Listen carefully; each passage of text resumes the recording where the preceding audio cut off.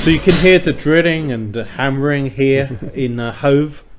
It's really next to one of the trendiest parts of Hove called Poets Corner. Yep. So I was listening when Stuart was telling me all the key market demographics, and I have to admit I didn't delve into too much detail why it's called Poets Corner, but we're just on the edges or the fringes of Poets Corner.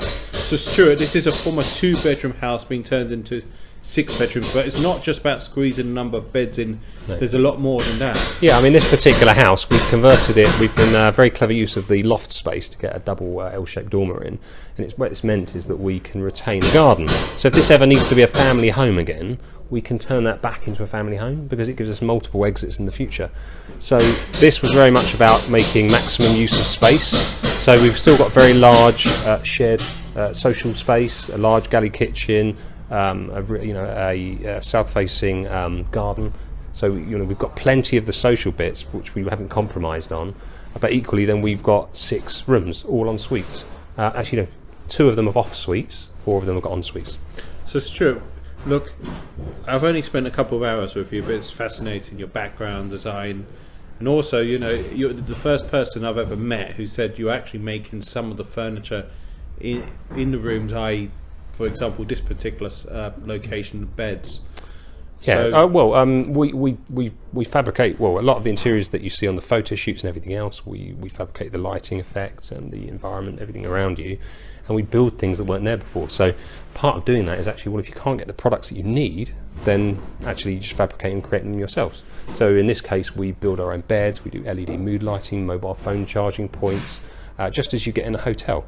I mean, if you look in a hotel, that's all fabricated and it's all designed. So we're doing exactly the same thing. It's just that our niche is the kind of bespoke design. So it kind of flows through into everything we're doing. Look, I know you probably have more questions to ask, and that's a perfect place to be on the 22nd of February in London. Now, if you're listening to this video outside of London, or you can't make the 22nd of February, Stuart, how can people connect with you?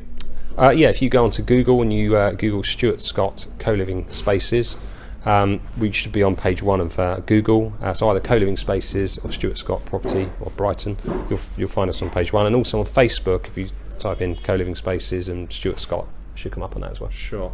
So look, there's lots more questions to ask, I'm sure. It's looking at the funding, the finding aspect as well. The key part of the Central London Property Network that particular evening is the panel looking at hacking the housing crisis, and you were explaining in the earlier video, it's not just London which is experiencing a housing crisis. This particular house is helping with the housing crisis. This is, so we have so my previous agencies that I used to run, where I used to have a lot of account managers, designers, developers, they couldn't afford 1-bed flats, and the options for shared living were pretty awful. So we're providing much needed shared accommodation for people who want to live in a central area but want to feel they're inspired by the place they live, and the facilities create this amazing experience for them. So in a way, families have pressure because they want to find houses that are affordable. Young professionals and working professionals also have a need to live centrally and drive the economy that we work in, before they settle down and have children, or meet people.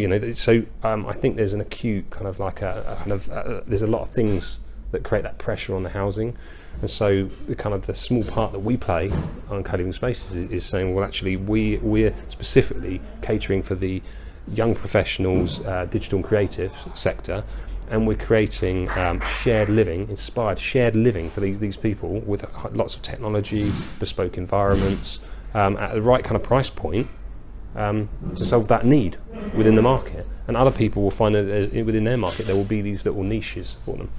So look, that's on the 22nd of February. If you can make that meet, it'd be great. The event was inspired by an event which I went to, which was organised by Ackroyd Lowry. So they will be one of the panellists as well. They're talking about virtual reality and looking at technology. Also, I've got an alternative finance lender as well. So 22nd of February, if you can make that date, great. Otherwise, I look forward to seeing you at some point soon. And thanks, Stuart. And thank you.